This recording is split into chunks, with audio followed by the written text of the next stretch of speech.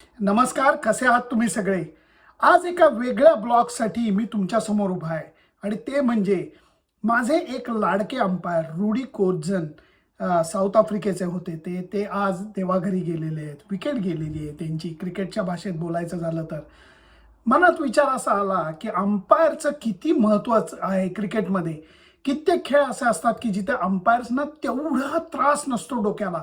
कारण out, not out, LBW आहे की नाही, स्निक लागली आहे की नाही, या सगळ्या गोष्टींचे डिसिजन जेवढे क्रिकेटिंग अंपायरला घ्यायला लागतात तेवढे बाकीच्या खेळांमध्ये त्रासदायक नाही आहेत, असं एक माझं ऑब्झर्वेशन आहे.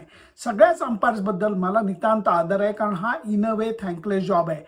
जर का तुम्ही कुठली चूक केली नाही तर कुणी काही बोलत नाही, मात्र तुम्ही चूक केली तर त्याची अगदी बभरा होते. म्हणजे इतक्या वेळेला त्याची वाच्यता होते की बोलायची सोय नाही. हा ब्लॉग करत असताना मला खूप चांगल्या अंपायरची आठवण येते. डिकी बर्ड होते की जे खूप वर्ल्ड कप अगोदरच्या काळातल्या वर्ल्ड कपमध्ये ते आपल्याला दिसायचे. त्यांच्याबरोबर डेव्हिड शेफर्ड होते. खूप गोड अंपायर, अंपायरिंगला अत्यंत स्ट्रॉंग, परंतु 111, 222 वगैरे अशी धावसंख्या असायचे तेव्हा ते छान उड्या मारायचे. ते बघताना खूप. डेरिल हार्पर होते. तो माणूस चक्क स्क्वेअर लेग अंपायर असताना फिल्डर घ्यायचा तसा स्टार्ट घ्यायचा. आपले व्यंकट राघवन होते, ज्यांना खूप आदर होता क्रिकेटिंग फ्रॅटर्निटीमध्ये, कारण अचूक निर्णय घेणं हे त्यांना बरोबर कळायचं. आत्ताच्या घडीला सायमन टोफेल सारखे एक अंपायर मी पाहिले की ज्यांनी खरोखर सुरेख अंपायरिंग केली आणि खूप लवकर त्या मानाने रिटायरमेंट घेतली. ICC one of the best umpire असं त्यांना लागोपाठ 2दा का 3दा बक्षीस सुद्धा मिळालेलं होतं. आत्ताच्या घडीला आलिम दर सारखे अंपायर आहेत की जे उत्तम कामगिरी करतायत. कुमार धर्मसेना श्रीलंकेचे होते, जे नुसते इंटरनॅशनल क्रिकेटर नव्हते तर चांगले अंपायर, अगदी मेथॉडिकल अंपायर असं त्यांचं वर्णन करता येईल. परंतु अंपायरिंगच्या स्टोरीज मला इथं काही काही शेअर कराव्याशा वाटतात. एक गमतीदार स्टोरी अशी सुद्धा आहे. आम्ही वेस्ट इंडिजच्या टूरवरती होतो. अनिल कुंबळे त्यावेळेला खेळत होता का कॅप्टन होता मला वाटतं, आणि त्यावेळेला ब्रायन जर्लिंग नावाचे एक साऊथ आफ्रिकन अंपायर होते. आणि ते टेस्ट मॅचमध्ये अनिल कुंबळेचा बॉल वळतोय असं समजून, लेग स्पिन होतोय असं समजून एलबीडब्ल्यू द्यायला नकार देत होते. अनिल कुंबळे डोक्याला हात लावून उभा होता की अहो माझा बॉल एवढा वळत नाही, कुठनं समजावणार या अंपायरला, माझा बॉल पडून आत येतो, प्रत्येक वेळेला सरळ जातो आणि त्याच माझ्या ब्रेड अँड बटर विकेट आहेत. अनिल कुंबळे इतका चतुर की पुढच्या टेस्टच्या अगोदर जेव्हा ते ग्राउंडवर आलेले दिसले, पिच बरोबर आहे का वगैरे चौकशी करायला, तपासायला, तेव्हा हळूच त्यांनी सांगितलं ब्रायन जर्लिंगला किंवा माझा नोबॉलचा प्रॉब्लेम आहे, जरा तुम्ही उभे राहता का, म्हणजे मला कॉन्फिडन्स येईल. ते म्हणले येस येस. त्यांना वाटलं की अनिल कुंबळेसारखा महान खेळाडू त्यांना मदतीसाठी बोलवतोय. आणि त्याच्यानंतर त्या 15-20 मिनिटाच्या सेशनमध्ये अनिल कुंबळेनी तसेच बॉल टाकले आणि मग ब्रायन जर्लिंग हळूच त्याला म्हणाले, मिस्टर कुंबळे तुमचा बॉल एवढा वळत नाही, माझ्या मते हे एलबीडब्ल्यू चांगला शाऊट आहे. आणि त्यांच्याकडे बघून नुसता हसला. नेक्स्ट टेस्ट मॅचमध्ये ब्रायन जर्लिंगनी ती चूक केली नाही. अनिल कुंबळेच्या चुकलेल्या बरोबर, म्हणजे फलंदाज चुकलेल्या बॉलवरती बरोबर त्यांना एलबीडब्ल्यू दिलं. काही अत्यंत भयानक अंपायरिंग सुद्धा मी पाहिलेली आहे. पूर्वीच्या काळामध्ये राणा म्हणून अंपायर होते पाकिस्तानचे, त्यांच्या तर कहाण्या किती सांगायच्या की ते चक्क नोबॉल जरी पडलेला दिसाला तरी ते भारतीय बॅट्समनला सांगायचे, अहो फास्ट बॉलर आमचे एवढे लांबनं पाकिस्तानचे पळत येतात, थोडा पाय पुढे गेला तर एवढं त्याच्यात ओरडण्यासारखं काय, वगैरे वगैरे वगैरे. त्या राणांना अगदी बाचाबाची ग्राउंडवरती सुद्धा झालेली आहे. मला स्टीव्ह बकनरबद्दल सुद्धा आठवणी खूप आहेत, कारण स्टीव्ह बकनर सुद्धा लेट असं जीभ बाहेर काढणार आणि नंतर आऊट देणार, खूप लेट आऊट द्यायचे. रुडी कोर्टझन जे आहेत त्यांना स्लो डेथ म्हणलं जायचं. ते डावा हात असा हळू वर काढून मग आऊट द्यायचे, म्हणून त्यांना स्लो डेथ म्हणायचे. स्टीव्ह बकनरचं कधी अंपायरिंग चांगली कधी वाईट. मंकी गेटमध्ये अक्षरशः मी त्यांची भयानक अंपायरिंग सुद्धा पाहिलेली आहे. त्याचं कारण अँड्र्यू सायमन्स हा इशांत शर्माच्या बॉलिंगवरती आऊट होता आणि त्या एज जी लागली होती, कॉडबियनची एज, ती स्टीव्ह बकनर सोडून सगळ्यांना ऐकून गेली होती. म्हणजे प्रेक्षकांना, दोन्ही बॅट्समनना, स्क्वेअर लेग अंपायरला, भारतीय फिल्डर तर वेळेच झाले होते, कारण इतकी मोठी एज त्यांना ऐकू कशी नाही. आणि त्यानंतर त्याने अजूनही काही चुका केल्या होत्या आणि त्याच्यानंतर स्टीव्ह बकनर यांचं करिअरच जणू काही संपल्यात जमा झालं. स्टीव्ह बकनर आणि डेव्हिड शेफर्ड यांना मी एकदा वेस्ट इंडिजच्या वर्ल्ड कपच्या वेळेला भेटलेलो होतो. मॅचचा आदला दिवस होता आणि त्यावेळेला ते म्हणले, मी त्यांना म्हणलं होतं की तुम्हाला केवढी मोठी ही सन्मानाची गोष्ट आहे की वर्ल्ड कप फायनलमध्ये तुम्ही उभं राहणार आहात 2007च्या वर्ल्ड कपला.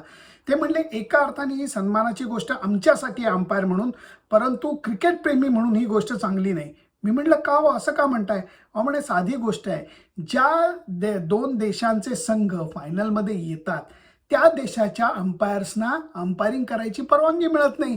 आम्हाला अंपायरिंग करायची परवानगी मिळाली ह्याचा अर्थ आमचे देश फायनलला आलेले नाही आहेत.